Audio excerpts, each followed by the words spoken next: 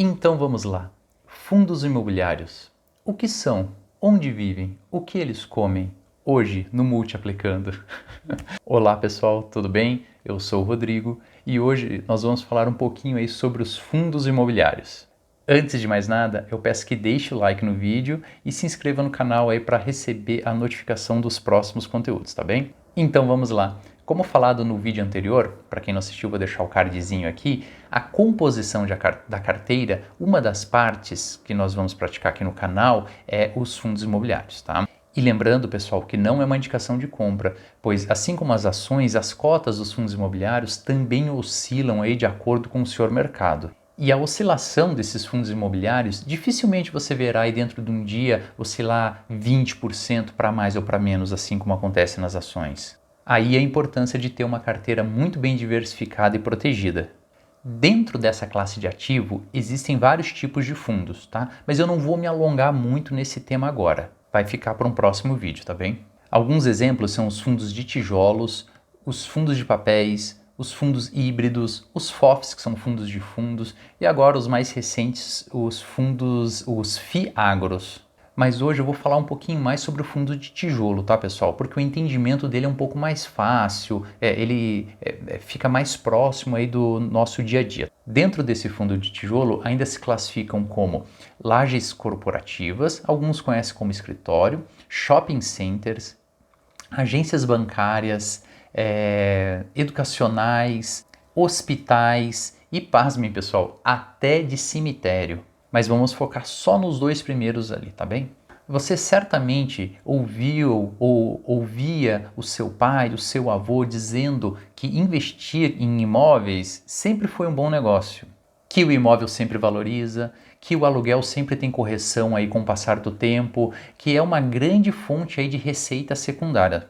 Mas em condições atuais, pessoal, está fácil comprar um imóvel, um apartamento, uma casa, uma sala comercial, com os valores aí que absurdamente subiram, né? Vocês viram aí que nos últimos anos, até mesmo aí com a questão de pandemia, o valor dos imóveis explodiu, simplesmente aí apartamentos, casas principalmente, que tinham aí um valor por metro quadrado aí, não sei na sua cidade, mas aqui na minha, simplesmente teve imóveis aí que subiram 30, 40, 50%, sabe? Tá. E se mesmo assim você conseguir comprar um imóvel para alugar hoje, vamos supor que numa maré de azar você não consiga alugar num primeiro momento, que fique aí alguns meses vago, você vai ter que pagar a taxa, pelo menos a taxa de condomínio, taxa de água, as manutenções que vier a acontecer, não sei se esse imóvel é novo ou não, entende?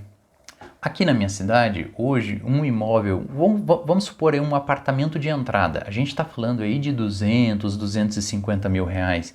E um aluguel de um apartamento desse, a gente fala aí num cenário, trabalhando aí com uma média de mercado, entre 850, 1.000, 1.100 reais, dependendo aí do tipo, do padrão do imóvel. Agora, falando um pouquinho de número, numa simulação aí hipotética, um apartamento aí numa situação aí mais otimista, tá? Um apartamento de 200 mil reais. Se a gente conseguir alugar ele por R$ 1.000, a gente está falando em 0,5% ao mês, né, de aluguel, 0,5% ao mês de rendimento, certo? Tá, mas se eu aluguei pela imobiliária, tem a taxa da imobiliária que ela vai descontar todo mês. Também o imposto de renda, pois, para quem não sabe, hoje se você aluga um apartamento, ou aliás, aluga um imóvel qualquer, o valor que você vai receber de aluguel incide no imposto de renda, né? Você vai ter que fazer lá sua declaração e vai ter que pagar imposto de renda sobre esse valor que você está recebendo também, tá?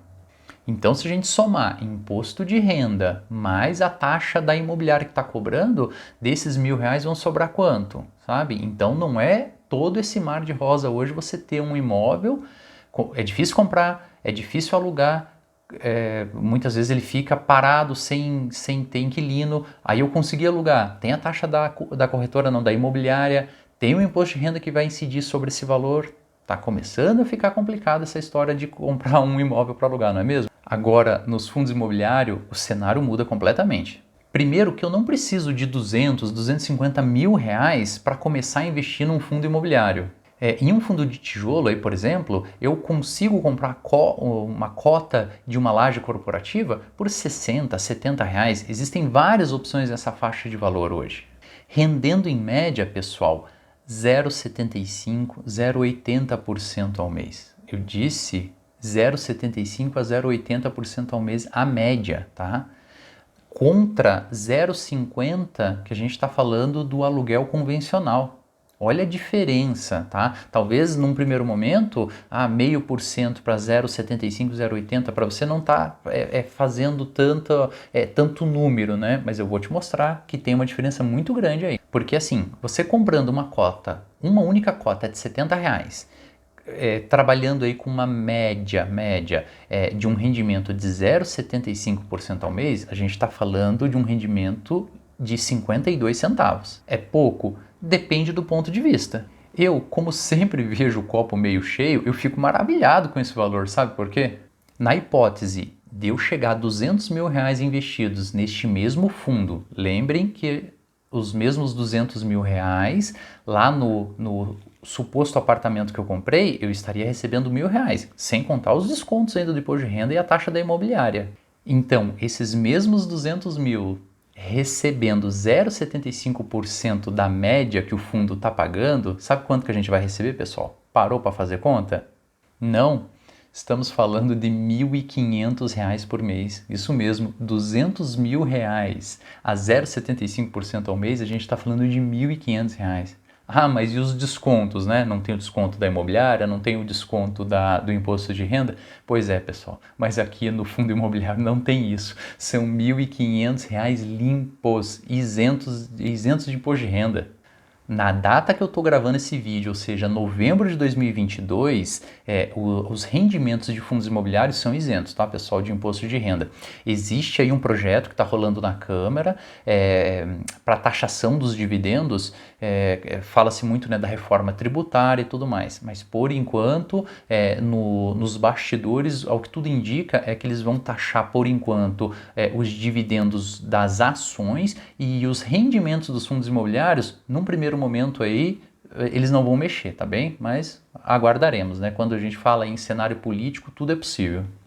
Mas, Rodrigo, o imóvel valoriza. Sim, pessoal, o imóvel valoriza, mas talvez vocês não tenham entendido, mas quando você compra um fundo imobiliário de tijolo, por exemplo, você está comprando uma cota, uma parte, 1 metro quadrado, 1 centímetro quadrado de uma propriedade, de um imóvel físico. Assim como a gente compra, né, uma casa, um terreno, um apartamento que valoriza, esses imóveis que constam no portfólio deste fundo, ele também tem uma valorização. E pessoal, a gente não está falando de qualquer imóvel não, tá? A gente está falando de grandes imóveis dos maiores centros financeiros do Brasil, na Avenida Paulista, a Brigadeiro Faria Lima, nas grandes avenidas do Rio de Janeiro, estamos falando em outras propriedades, grandes shopping centers também que eu acabei não citando. Hoje esses grandes shopping centers, por exemplo, desses grandes centros, por exemplo, da cidade de São Paulo, essas grandes lojas, os lojistas, eles disputam a tapa esses espaços, esses quiosques, essas grandes lojas, essas lojas âncoras dentro desses shoppings aí que tem uma grande circulação de pessoas com alto poder aquisitivo, a briga é feia, pessoal, sabe? A gente está falando, não estou falando de uma lojinha comercial dentro de um centrinho comercial de bairro, a gente está falando dos melhores shopping centers aí de Rio de Janeiro, de São Paulo, Salvador, Curitiba, enfim.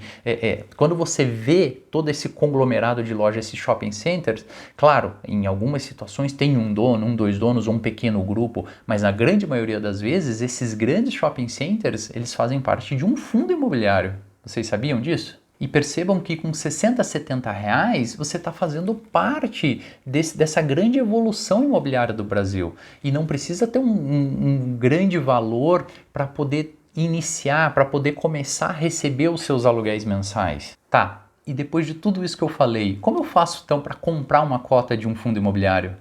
E essa é a parte mais fácil, porque basta você abrir uma conta numa corretora de valores ou até mesmo uma conta nesses bancos digitais, Banco Inter, Nubank, C6, Muitas vezes você já até possui uma conta num banco desse, num banco digital desse, e nem sabe que lá possui uma área de investimentos.